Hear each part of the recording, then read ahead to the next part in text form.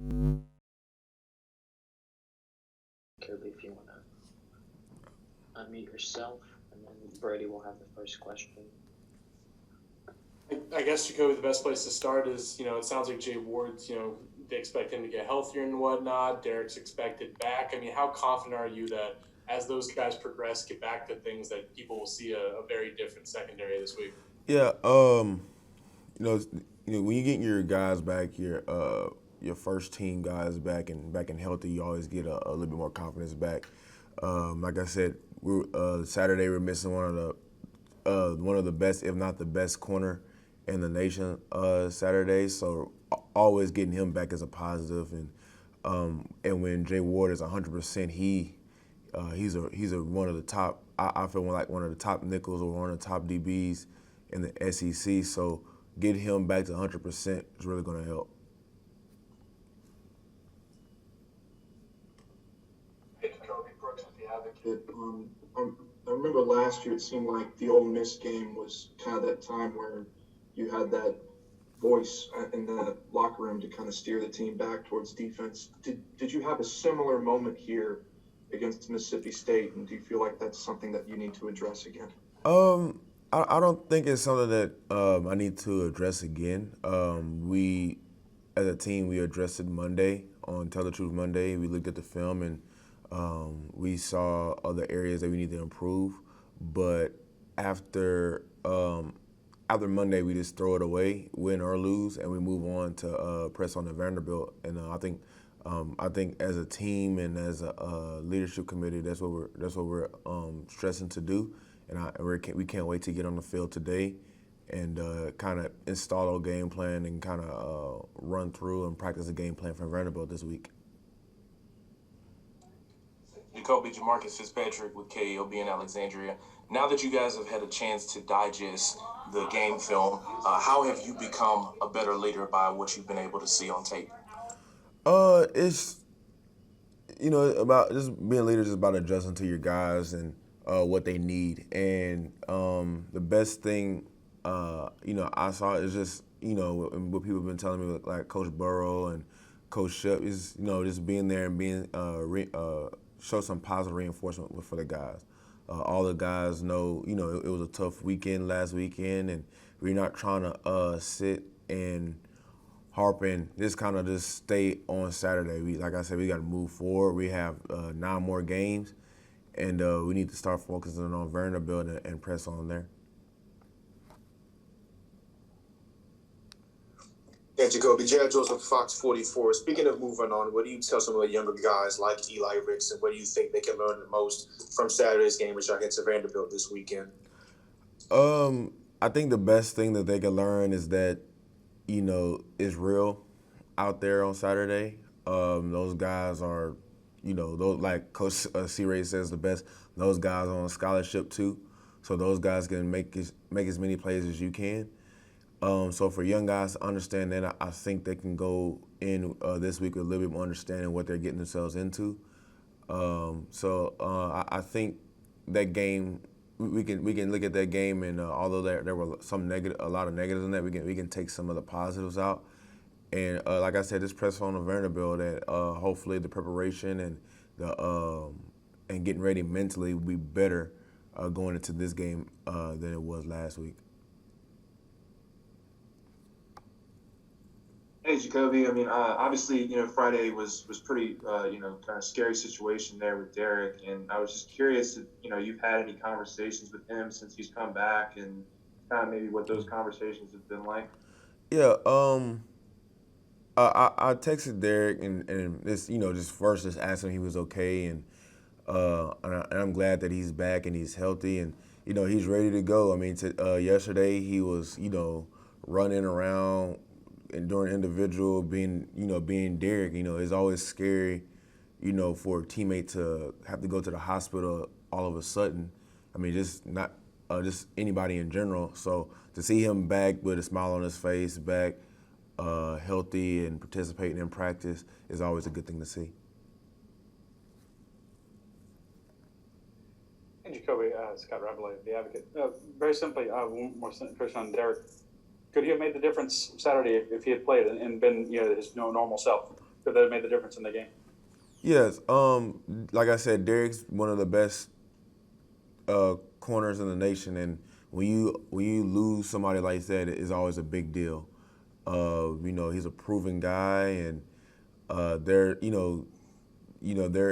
still feel like this year there are going to be times where teams are not even going to want to test Derek. So in that case, he'll shut down a half or a third of the field. So losing him sucked and it hurt. But like I said, I'm just glad that we got him back.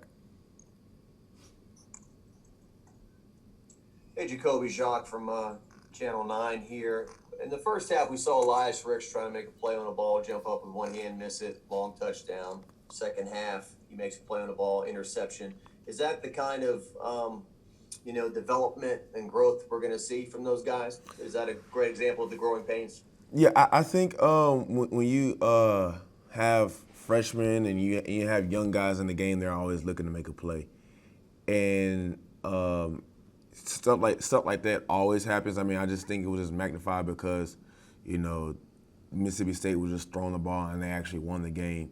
Now you can go back and look back with guys who are LSU greats. They made bonehead decisions their freshman year. I mean, I can go back and look at it and look at some things that I did my freshman year. But the best thing Eli did was he learned from it, and next thing he didn't just let it ruin the rest of the game. He had a short memory, and he made a much needed interception and put our offense in a position to score. And I'm proud of him for that. But I think the biggest thing is that he learned from a mistake. And like I said, this week he can go in with a better understanding of the things he can and cannot do. JaCoby Brooks again. I mean, you're talking about players learning here, and I'm curious from your perspective. I mean, you decided to come back for your senior year, and I mean, LSU's defense, would have had 2 returning starters instead of 3. Do you find yourself in a unique position, and how do you view your outlook for the rest of this year? Are you there that can be someone for these defensive backs to learn and grow, and how do you view your kind of outlook in the rest of this season here? I'm of course we didn't start the season off on the right foot, but that doesn't mean you give up on the season.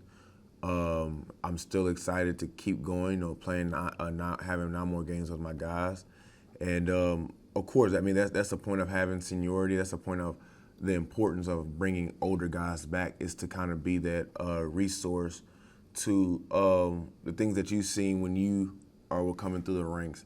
You want, the best thing is to give that information to the young guys and give the information to the guys that haven't had much playing time on what to expect or what to look for while in the game. And I know John Battle did it for me, and somebody did it for John Battle, and on and so forth. So as a senior this year, that is just my responsibility to do that for the young guys.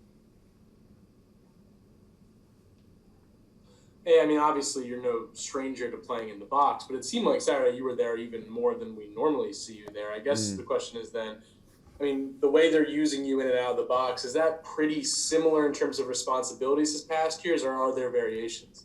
That was last week was just game plan. I mean, I played in the box some, and I mean, really and truly, some players I played 3 technique for the D lineman, and then sometimes I'll go back and play the middle of the field safety. So it's just, like I said at the very beginning of last year, is whatever the team needs for me to do, I'm willing to do it. So it's just it all just varies the game plan.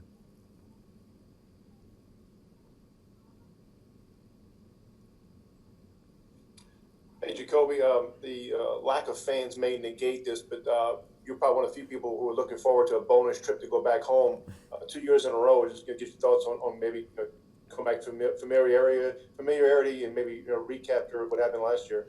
Yeah, going back, back home is always special. I mean, I remember the times where we would go practice at Vanderbilt Stadium. I want to say like in high school for like the state championship my freshman year, and so to always go back to play in the city, that you grew up in and that you're from is always pretty special. And as a team, we're looking to repeat what we did last year in that stadium.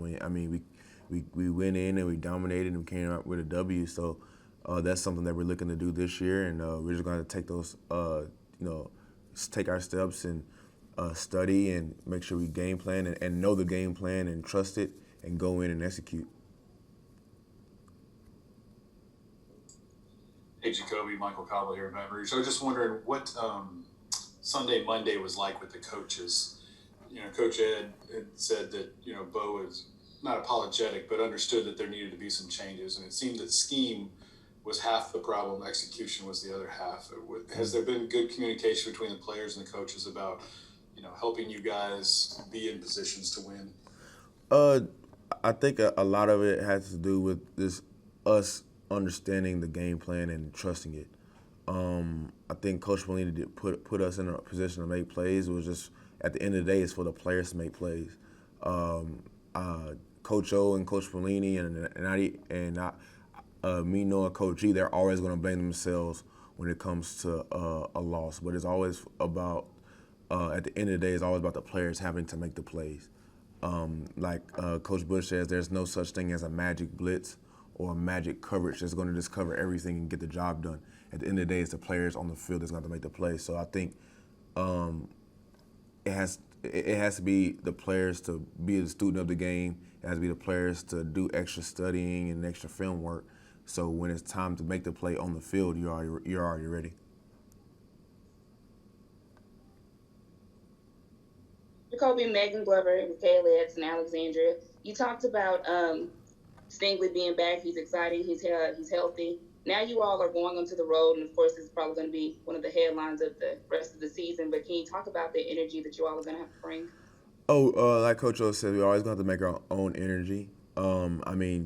We can't rely as much as on the fans as we used to this year, just because the numbers are reduced. But we're just gonna have to bring our own energy, and we're gonna have to feed off of ourselves, and that's something that we do here in practice, and that we're not strangers of. And I'm really confident on us performing in an away game in Nashville. We'll wrap up with Jared, and then with Jacques. JaCoby, of course, Saturday was your debut as number 7, and you had a bit of a number 7 stat line. What do you think about your own performance, and also what is the key thing you think y'all need to hone in on for Vanderbilt's offense? Debuting at 7 was pretty special. The thing behind their numbers, it holds dear to not only me but to LSU fans. But at the end of the day, we didn't come out with a W. And at the end of the day, that's what means the most, is winning. And, after we lost, you go back and just look at the things that you could have done more to help the team. And there were some plays that I left out on the field that I could have made. And so now is, luckily now I have another Saturday to redeem myself, and so to speak. And I'm looking forward to do that.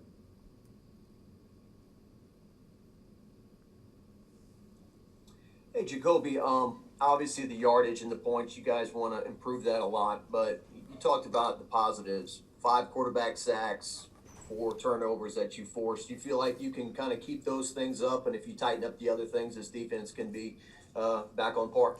Oh, I believe so. I think, people, they look at the numbers, and numbers can be skewed. If you take away a lot of some of the big plays,